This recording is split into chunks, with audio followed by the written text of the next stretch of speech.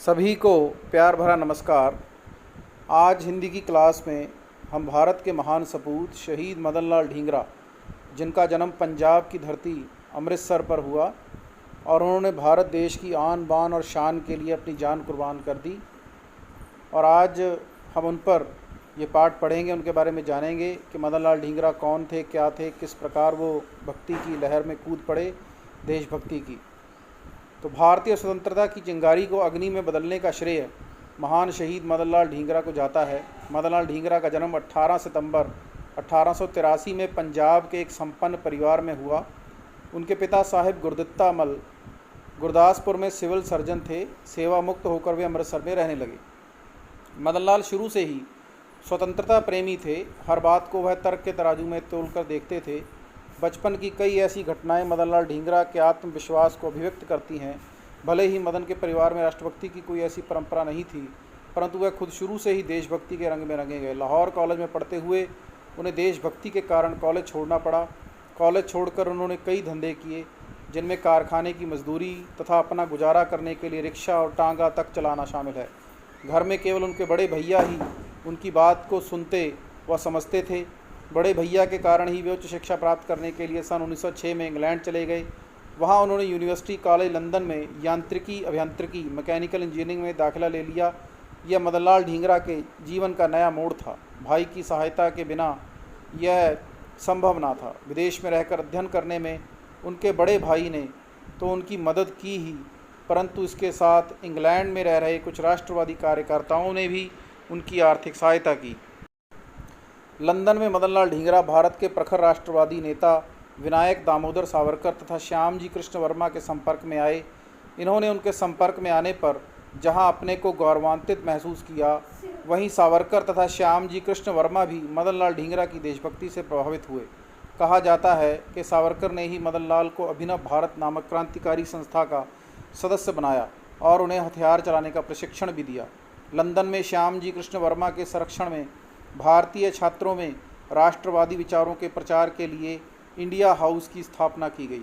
Madan Lal India house में ही रहते थे।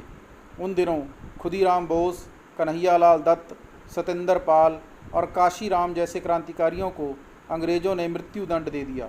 इन घटनाओं ने मदन लाल ढींगरा और सावरकर जैसे देशभक्तों के मन में अंग्रेज़ों के प्रति नफरत और बदले की भावना को जन्म दिया।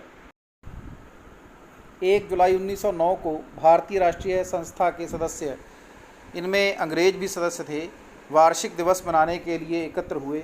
इसी समारोह में कर्जन वाइली भी परिवार समेत आया। वह उस समय स्टेट ऑफ इंडिया का सचिव सलाहकार था। मदन लाल ढींगरा ऐसे अधिकारियों से नफरत करते थे। मदन लाल ढींगरा का मानना था कि ऐसे नीच अधिकारियों ने हजारों भारतीयों को केवल गुलाम ही नहीं बनाया, बल्कि बिना किसी कारण के मौत के घाट उतारा है। 22 वर्ष के नौजवान ने अपनी जेब से पिस्टल निकाला और कर्जन वाइली को 7 गोलियों से वहीं ढेर कर दिया। मदन लाल ढींगरा सच्चे देशभक्त थे। वे भागे नहीं, बल्कि बड़े आराम से अपना चश्मा ठीक करते हुए उन्होंने भरी सभा में अपने देशभक्त होने का साक्ष्य दिया। 1909 में अंग्रेज़ों के लिए यह पहली साहसपूर्ण चेतावनी थी कि भारतीय अपना देश आज़ाद करवाना चाहते हैं तथा आज़ादी के लिए हर कीमत चुकाने के लिए तैयार हैं। मदन लाल ढींगरा ने बंग भंग आंदोलन के समय भी लंदन की गलियों को वंदे मातरम से गुंजाया था। वे अपनी कमीज के ऊपर वंदे मातरम लिखकर लंदन के बाज़ारों में घूमा करते थे। अपनी हर पुस्तक के ऊपर मदन लाल ढींगरा ने ना लिखकर वंदे मातरम लिखा करते थे। मदन लाल ढींगरा उच्च आदर्शों के स्वामी थे। वे भारतीय संस्कृति के मूल्यों का अनुपालन करना भी खूब जानते थे। कर्जन वाइली की हत्या के आरोप में उन पर 22 जुलाई 1909 को अभियोग चलाया गया। मदन लाल ढींगरा ने अदालत में बड़े खुले शब्दों में कहा कि मुझे गर्व है कि मैं अपना जीवन भारत माँ को समर्पित कर रहा हूँ। आप याद रखना कि भारत के सुनहरे दिन आने वाले हैं। बहुत जल्दी ही भारत माँ स्वतंत्र होगी। उन्होंने कहा कि दुनिया के हर नागरिक को अपनी मातृभूमि स्वतंत्र कराने का अधिकार है। अंग्रेज़ों को कोई हक नहीं कि वे बिना किसी कारण भारतीयों को गुलाम बनाकर रखें। 17 अगस्त 1909 को मदन लाल ढींगरा को पोंटीविले की जेल लंदन में फांसी की सज़ा दी गई। यह वही जेल थी जहां शहीद ऊधम सिंह को फांसी दी गई थी। आयरिश लोगों ने मदन लाल ढींगरा की हिम्मत को सराहा, क्योंकि वे खुद इंग्लैंड में रहकर अपनी आज़ादी के लिए जूझ रहे थे। मिस्टर वीएस ब्लंट, जो उस समय इंग्लैंड के मेंबर पार्लियामेंट थे, ने अपने संस्मरणों में लिखा कि मैंने किसी ईसाई को भी इतने आत्मसम्मान और आत्मबल के साथ न्यायपालिका का सम्मान करते हुए नहीं देखा।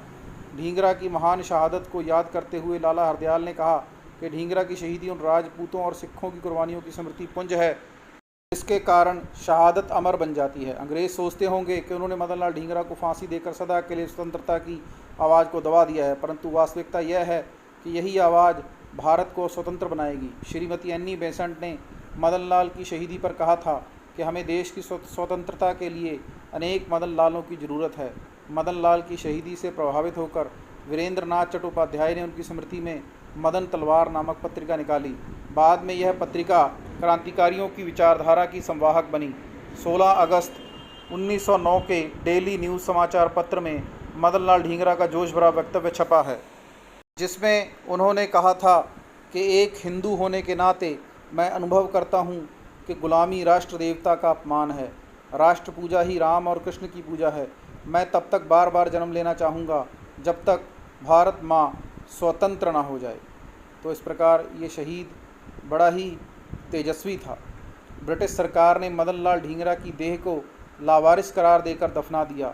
वीर सावरकर जी ने ढींगरा की देह प्राप्त करने के लिए अनथक प्रयत्न किए, परंतु वे सफल नहीं हुए, क्योंकि सरकार का कहना था कि वे उनके संबंधी नहीं हैं। कई वर्षों बाद जब 13 सितंबर 1976 को महान शहीद ऊधम सिंह की अस्थियां भारत लाई गईं, उसी समय मदन लाल ढींगरा की अस्थियों को भी मातृभूमि का स्नेह प्राप्त हुआ।